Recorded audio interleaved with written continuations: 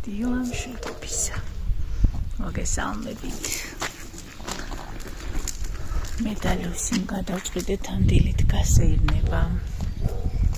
რადგან ლუსიმ გაიღვიძა ჩემზე ადრე და მეც გამაღვიძა. 7 საათია. თუმცა მზე ისე ანათებს და ეს რა გახსენი დე შენ თავი მოხსენი? აი ასე მობილურის დამჭერი წამოვიღე რომ ესე არ დამეჭირა მობილური ხელში ცდი ესე როგორი იქნება ესე იგი მე ვაპირებ ცოტა ხანი გავისეირნებ და შემდეგ წავალთ იმ სკვერში სადაც ჩავწერ მეორე ვიდეოს მერე მინდა რომ კომენტარებზე პასუხი ჩავწერო დავიკითხო კომენტარები და ეს რატო არის ესე არ ვიცი გავასწორე რა მშვენიერი ძალიან მიყვარს ეს ქუჩა ძალიან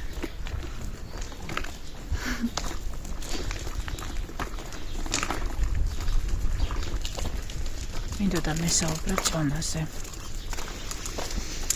გადავწყვიტე მესაუბრა იმაზე, ვისაუბრო იმაზე, რაც ძალიან მაწუხებს ახლა. როგორ მომწონს ეს ადგილი.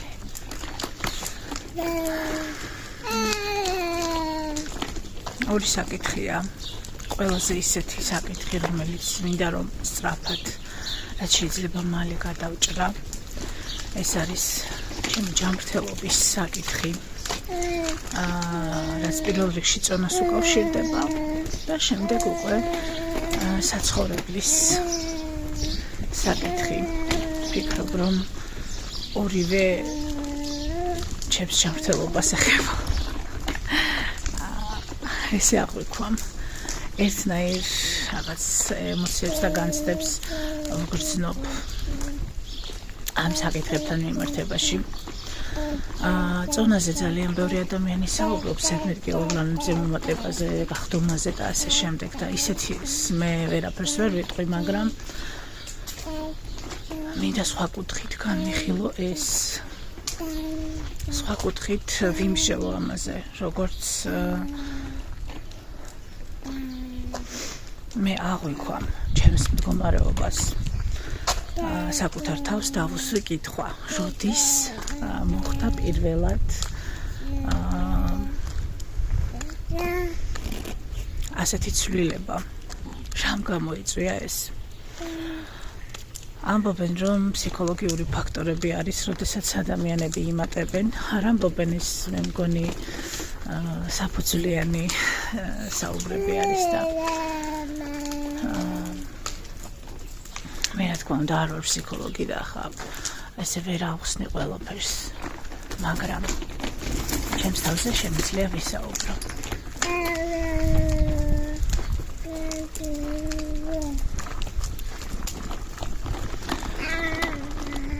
როცა ადამიანი იმატებს 17 კილოგრამებს, იმდენად ზედმეტს, რომ ძალიან შესამჩნევი ხდება და მასში რაღაცა ისეთი ცვლილებები ხდება, რომ ეს უკვე ხელს უშლის ფსიქოლოგიურად, მორალურად, ფიზიკურად.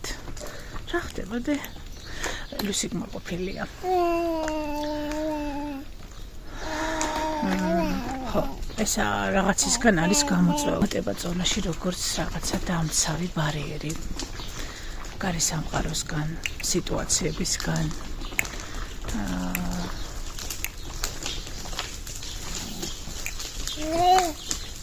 როგორც რაღაცა ბრუნი, რომელმაც უნდა დაგიცვას დარტყმებისგან და შეიძლება შენს ბრჭყალებში სუსტ ფიზიკურ სხეულს ვერ აეტანა და ვერ გაეტანა ყველაფერი ის, რისი ასე ვთქვათ მოცემულ კონკრეტულ პერიოდში გადატანაც მოუწია ადამიანს. ყოველ შემთხვევაში ასე ხსნიან ამას. სხვადასხვა ფორმით, სხვადასხვა სიტყვებით, მაგრამ შინაარსი სწორედ ეგ არის, რომ ფსიქოლოგიური თვალსაზრისით ადამიანი იმატებს წონაში მაშინ, როდესაც მას ეს ესაჭიროება თავდაცვისთვის.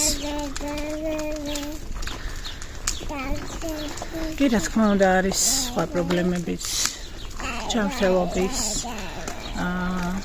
სხვადასხვა კუთხით შეიძლება მსჯელობა, მაგრამ ალბათ ყველა ადამიანს აქვს რაღაცა თვითგანცდა, როცა ფიქრობს ამაზე და უნდა დაუსვა თურმე საკუთარ თავს კითხვა, რა მოხდა, რა შეიცვალა, როდის შეიცვალა, რა არის შენი პირველი აზრები, თუ რატომ მოხდა ასე. დედა, ჩემი სიცოცხლე. კარგი. და მე დავუსვი ჩემს თავს კითხვა. როდის მოხდა ეს პირველად, როდის ვიგრძნი პირველად, რომ ჩემი სხეული აბსოლუტურად აღარ იყო ისეთი, როგორიც არის რეალურად. და დავაკავშირე ეს ორსულობასთან. ასე, იმიტომ რომ ეს მოხდა პირველად მაშინ, როდესაც დავარსულდი. და ხშირად ეს თითქოს გამშვიდებს. აი, ორსულობის გამო მოვიმატე წონაში, ძალიან ბევრი იმატებს, არიან ბევრიც არ იმატებს, მაგრამ ყოველ შემთხვევაში ძალიან გავრცელებულია ის, რომ ორსული ქალები იმატებენ წონაში და იმატებენ იმაზე ბევრად მეც, ვიდრე საჭიროა.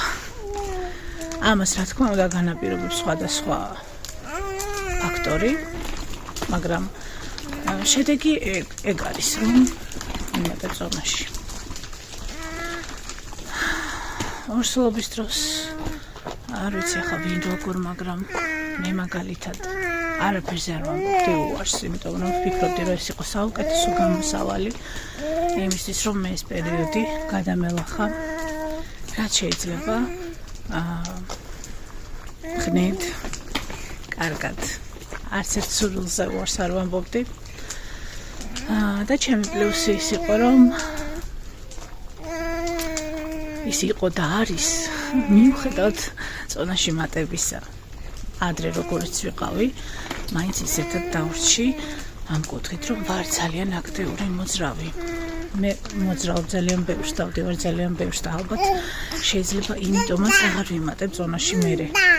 ანუ მშობიარობის მერე. კლებაში მივდივარ, მაგრამ ძალიან ნელა.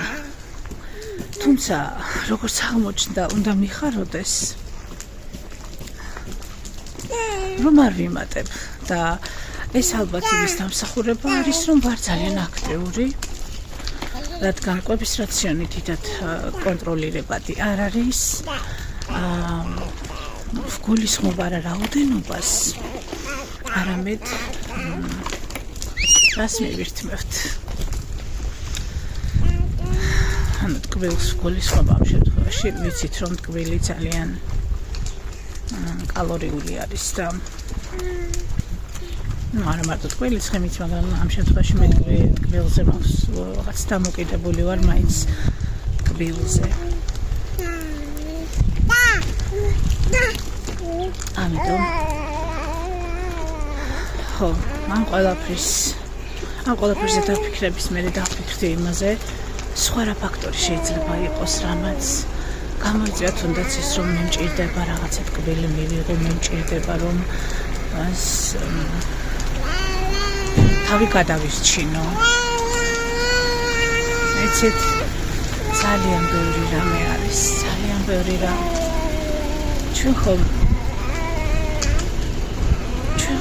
ერთ ოჯახში ცხოვრების დროსაც კი, როცა ადამიანები ერთ სახლში ცხოვრობენ, მაშინაც კი არ ვიცნობთ ერთმანეთს, მაშინაც კი არ ვართ ისეთი გულწრფელები, მაშინაც კი რატომღაც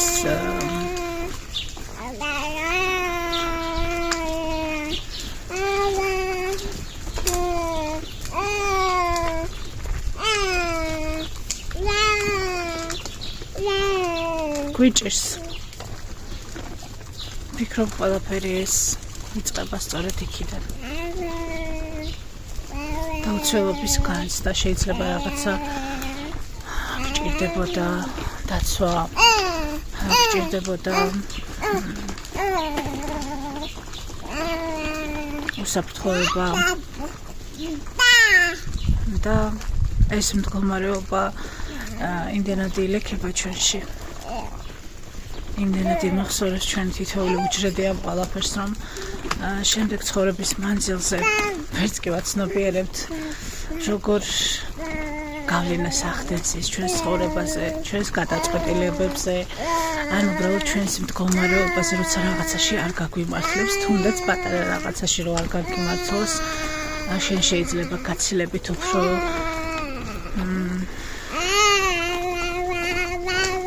ძნელად გადალახო პრობლემა. ფსიქოლოგიური მდგომარეობა ხდება ასეთი. და გინდა რომ პრობლემებს ადამიანებს, რომლებიც შეიძლება რომ არც ისე კარგად მოგექცნენ, ან შეიქმნება ესეთი სიტუაციები, რატომღაც შემდეგ ისე ხდება, რომ ერთმანეთს ეწყობა ასეთი სიტუაციები და რთული არის აზრზე მოსვლა. იმდენად სწრაფად ვითარდება მოვლენები, მაინც და მაინც მაშინ, როდესაც აი ასეთი საკითხი გაწუხებს და თითქოს გამოცდასავით არის. მე აუცილებლად ვეცდები უფრო მეტი ინფორმაცია მოვიძიო ამაზე და უფრო ასე ვთქვათ შევიმეცნო ეს იმ დონეზე, რომ ამან გავლენა მოახდინოს ჩემს აზრებზე. კვებასთან დაკავშირებით, ვარჯიშთან დაკავშირებით, ახლა კი იცით, მე ის უყურებთ ჩემს ვლოგებს. რომ დავიწყე ვარჯიში. ხან მიჭირს, ხან ისე, ხან ასე, მაგრამ მაინც ამ გზას დავატექი. ეს მიხარია. გადავწყვეტე, რომ ყოველდღიურად ესე გამოვალ და ვისეირნებ, ხან მარტო, ხან თუ ლუსი გაიღვიძებს. წამოვიყვან ისი და ვასეირნები ლუსისაც. ძალიან კარგი იქნება. ეხება. მოსწონს. და მოკლედ ძალიან ისე მაქვს მიზნად დასახული და ვეუბნები ჩემს თავს, რომ დავიცავ. აღარ სჭირდება 17 კილოგრამები, ისაც ძლიერი გოგოა. არანაირი საფრთხეები აღარ იქნება და თუ იქნება, ჩვენ გავუმკლავდებით. იმიტომ რომ მე რაც შეიძლება ჩემი შეცდომა უნდა გამოვასწორო. ჩემი შეცდომა ეს არის ის, რომ მე ყოველთვის ვიცოდი, რომ სპორტი არის ჩემი, მაგრამ რატომღაც ისე განვითარდა ჩემი ცხოვრება, რომ ყველაზე ნაკლები შეხება მქონდა სპორტთან. თუ არ შევთვლით იმას, რომ ძალიან აქტიური ბავშვი ვიყავი და ვარბოდი, ხშირად თამაშობდი ბურთს, ყველგან დავძვრებოდი, მოკლედ ყველანაირად ფიზიკურად აქტიური რო ხარ, უბრალოდ აი არ ვიცი რატომ. ახლა აი ამ დროში რომ ყოფილიყავი, ეს ყველაფერი რაც ახლა ვიცი, უბრალოდ რა შესაძლებლობაც არის ახლა, არის იც მჯერა ახლა. აუცილებლად ავირჩევდი რაიმე სპორტს და სპორტს, რომელიც აქტიურობასთან და სიძლიერესთან, ანუ ფიზიკურ ძალებთან არის დაკავშირებული. ამიტომ გადავწყვეტე, რომ ვარჯიში ჩემი ცხოვრების აუხდენელი და ასე ვთქვათ დაუფასებელი, განდევნილი ნაწილი არის. და უნდა შემოვიტანო ის ჩემს ცხოვრებაში. არა უბრალოდ როგორც დავიწყე პირველად ელას, მე ელა რო გაჩნდა ჩემი პირველი შვილი. მაშინ დავიწყე პირველად ვარჯიში, მაგრამ მაშინ ვარჯიში დავიწყე იმისთვის, რომ გახდომა მინდოდა. მაგრამ ამ პროცესში მივხვდი იმას, რომ ეს ძალიან სიამოვნებდა. კი რთული იყო, მიტირია კიდევაც ტკივილებისგან, რაღაცებს არასწორად ვაკეთებდი, მე ვისწავლე, მე როცა ზედმეტი წონა გაქვს, უფრო რთულია საერთოდ რომ რაიმე სავარჯიშოს გაკეთება. გამხდარ ადამიანებს უფრო ეზარებათ ხოლმე, თქვენ წარმოიდგინეთ. ეზარებათ კიდევაც და რაღაცები უჭირთ კიდევაც და ზედმეტი წონით უფრო რთული არის. უფრო რთული არის სწორად შესრულება რაღაც სავარჯიშოების. ან შეიძლება ჩემთვის იყო რთული, არ ვიცი. მაგრამ მე ვაპირებ რომ ეს ჩემი ცხოვრების განუყოფელ ნაწილად ვაქციო. არა მარტო იმიტომ რომ გახდომა მინდა, ახლა უკვე დარწმუნებული ვარ, არამედ იმიტომ რომ ჩემი გონება, ჩემი სხეული, ჩემი სული ყველაფერი მთხოვს ამას და გაცნობიერებულად მინდა რომ ეს გავაკეთო. ასევე არის რჩევა და ბევრი ნიშანი სამყაროსგან, რომ ეს ჩემია და მე ეს უნდა გავაკეთო და თუ ამას არ გავაკეთებ, ეს იქნება ძალიან ცუდი დამოკიდებულება საკუთარი უნარების და ძალების მიმართ. დაუფასებლობა. ეს კი ძალიან ცუდია. მიცოდე? მიცე ჩემი სილამაზე. აი ესე. კეცინებადე და იცოდეთ რომ თუ ვინმე ხართ, იცოდეთ რომ ყველაფრის შეცვლა შეიძლება მართლა. იცით როგორი დღეები გამოვიარე, იცით როგორი დღეები გამოვიარე, აი ვერც კი აგიხსნით. ამიტომაც ვამბობ რომ ჩვენაც არ უნდა გავუზიაროთ ერთმანეთს. ძალიან რთულია ყველაფრის სხვა ადამიანებისთვის მოყოლა. წლების განმავლობაში ოჯახში ცხოვრობენ ადამიანები. ამბობენ რომ ეს არის ოჯახი, აქ არის ყველაფერი, ძვირფასი და ერთმანეთს არ იცნობენ. მე როცა ვკითხე ჩემს თავს, რა შეიძლება დაყოფილიყო იმის მიზეზი, რომ ეს დაუცველობა უსაფრთხოების განს, იმიტომ რომ ყველა თავისთვის ცხოვრობს, რომ ანუ შენ როგორია შენი სამყარო. ეს არავინ არ იცის. ეს განავინმე დამნაშავეა და ისე ვამბობ, რომ ვინმეს განსჭი. არა. უბრალოდ ასე იყო. და ახლა თუ კი არის იმის შესაძლებლობა, რომ გავიგოთ, შევცვალოთ, რომ ნაკლებად იყოს მსგავსი მდგომარეობები, ძალიან კარგი იქნება. ფიქრობ ურთიერთობების ნაკლებობა, გულწრფელი, ნათელი, საჭირო ურთიერთობების ნაკლებობა თუნდაც ძალიან ახლო ადამიანებს შორის გამოიწვია ბევრი სხვა პრობლემების შემდეგ ცხოვრებაში, დიდობაში.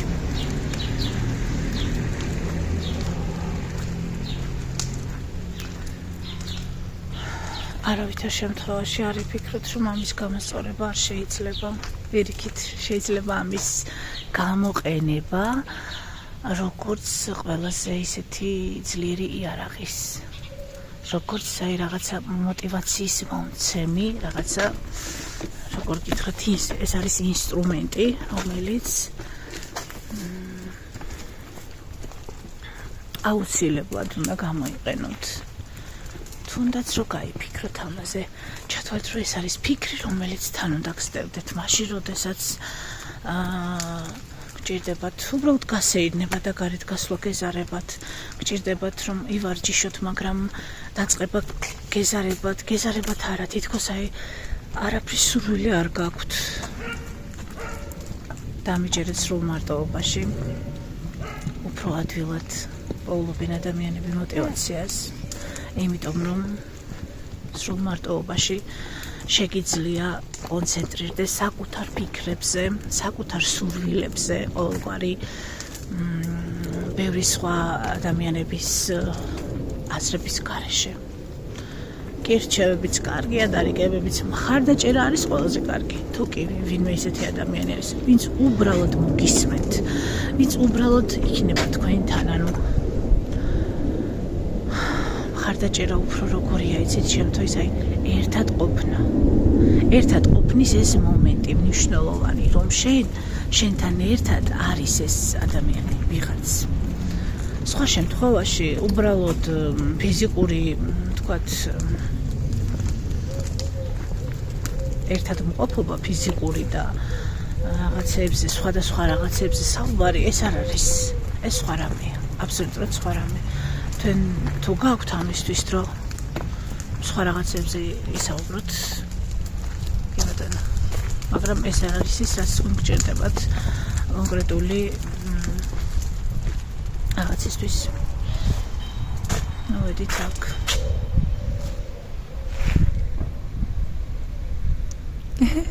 როგორ არ ვიცი, რაღაცა მჭირდება ისეთი, რომ მობილური დავიჭირო ესე.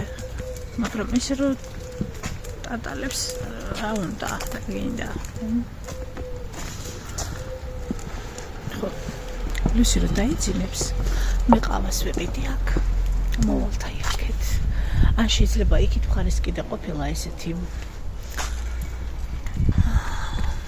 ვიღწავით ნახოთ აბა და მაშინ ჩავწერ მეორე ვიდეოს. ეს ცალკე ვლოგი იქნება. იქნებ დავდო მეორე არხზე. ნახოთ, ერთი იქით დავდო და ერთი აქეთ. ძალიან ჭირდება, კიდე დავამატებ იმას, რომ ძალიან ჭირდება ჩემი მეორე არხის საკუთარ თავს დავუპირდი, რომ ამას გავაკეთებდი და მაინც და მაინც ესეთ დროს ემთხვევა ხოლმე ყველაფერი მაშინ რთულდება, რაღაცა ახალი პრობლემები იჩენს თავს, იცით რა არის, მე დავაკვირდი, რომ არ ვიცი, ეთყობა ეს ჩემი რაღაცა გაუცნობიერებელი რაღაცების ბრალია, რომ თუ კი რაიმეს ვაღწევ, ყველაფერს ძალიან რთულად მიუხედავად იმისა, რომ არ მიჭირს ადამიანების კეთილგანწყობის მოპოვება, არა მოპოვებას ცოტა ისეთი თემა არც კი მჭირდება, ანუ ეს თავისთავად ხდება ბუნებრივად. პრობლემა სხვა რამე არის. ეს არის ალბათ საკუთარი თავთან. ალბათ საკუთარი თავის მეტად დაფასება.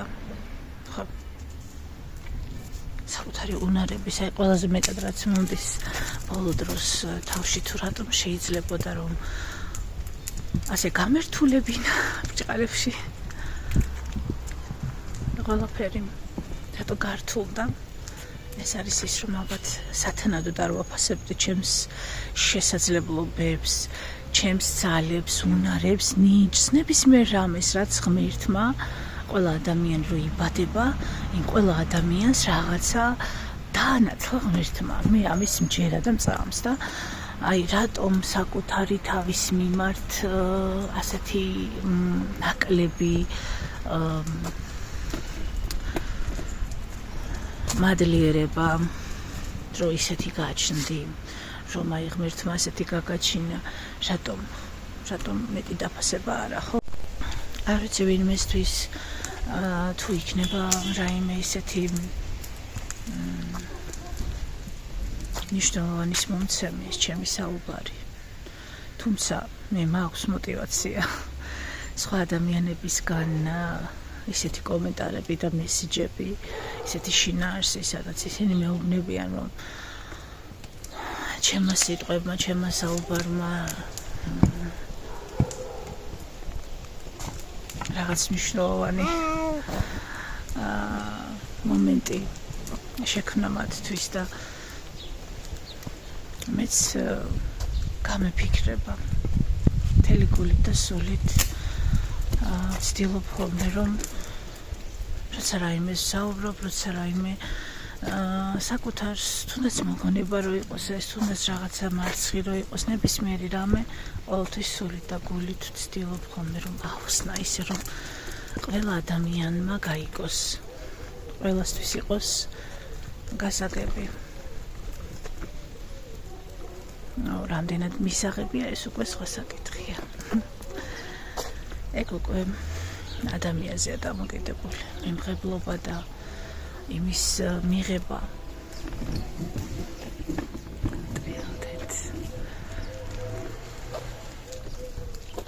იცინებს ლუსი.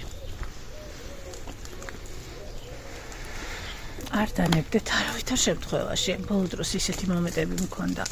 ეს 2-3 თვე ძალიან გამიჭირდა ყველაფერთან გამკლავება.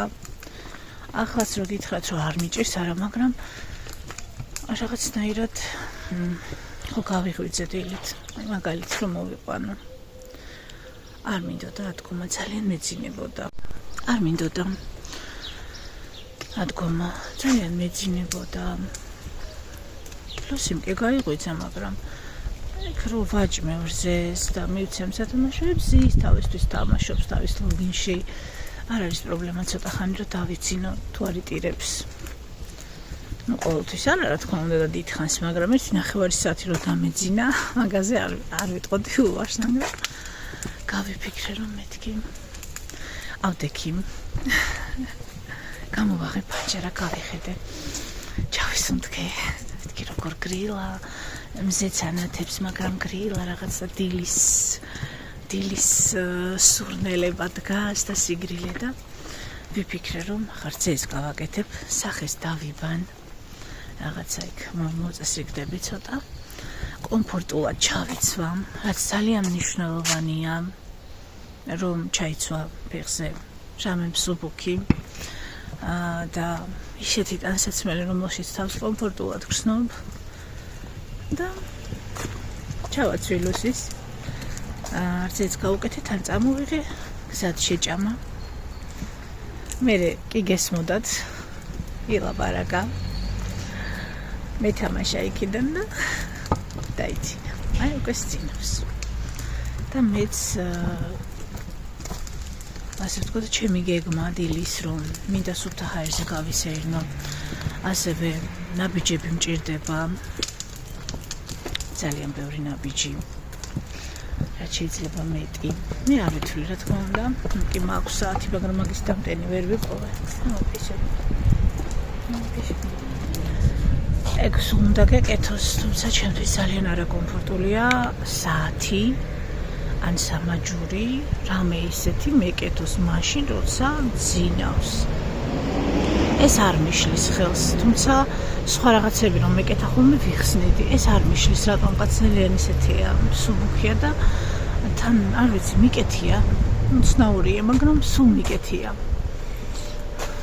და ისე არ მიყვარს ბევრი რაღაცების ტარება. რომ მაქვს მიყვარს, ხანდახან გავიკეთებ საყურეები და აი თავზე რაღაც სამკაულები, თმის სამკაულები მიყვარს, მაგრამ სამაჯურებს და ხელსაბამს ღამე ვერ გავიკეთებ, არ მიყვარს. ხო და სასეირნოდ რო გავალ, ხოლმე მაშინ გავიკეთებ. პრინციპში ჩემთვის მნიშვნელობა არ აქვს, არც მინდა არაფრის დათვლა. თავარია რომ გავისეირნო.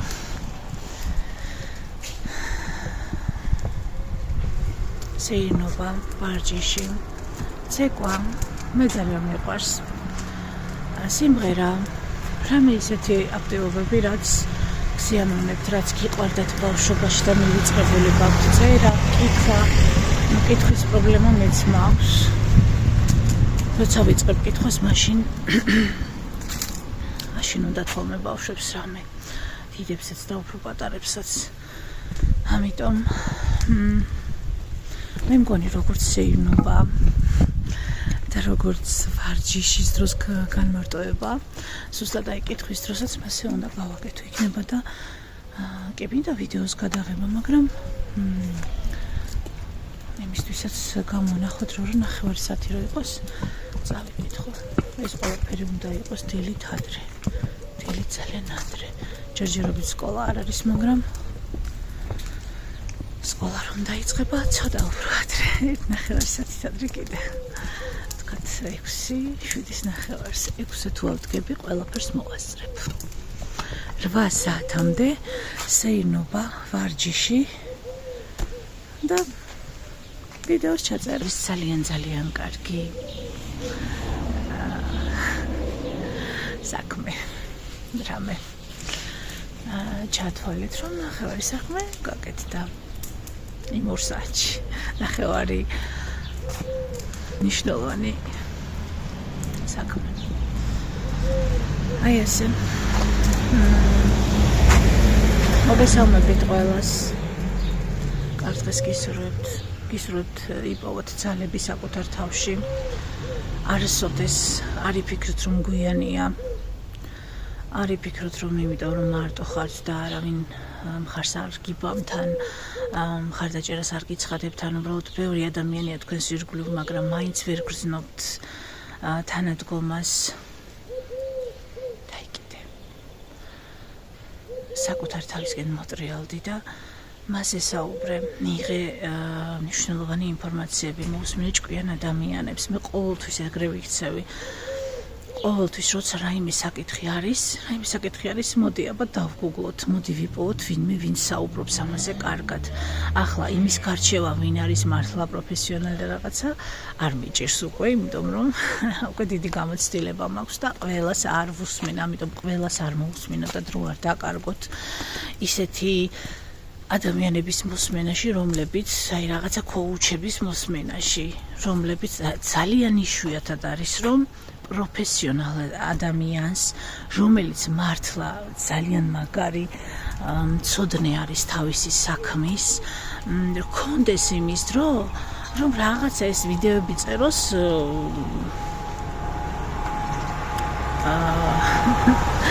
იმისთვის რომ იპოვოს ვიღაცები და რაღაც ფულის გასაკეთებად არა კარგი პროფესიონალები აკეთებენ ისეთ ვიდეოებს სადაც თავიდან ბოლომდე არა 5 წუთიანს და 2 წუთიანს არა ვრცელს სადაც არის სრული განხილვა სადაც ყველა დეტალი მნიშვნელოვანია სადაც ყველა საკითხი გათვალისწინებულია და მაშინაც კი ისინი გეუბნებიან რომ ეს ყველაფერი ინდივიდუალურია უნდა გაესაუბროთ უნდა მივდგეთ ყველაფერს ძალიან სერიოზულად ამიტომ მიენდეთ საკუთარ თავს პირველ რიგში და როცა უსმენთ ვინმეს ეცადეთ რომ საკუთარ თავზე მორგებული იყოს ყველაფერი მიიღეთ ის იმ საუბრიდან იმ ინფორმაციიდან რაც კონკრეტულად თქვენთვის არის საჭირო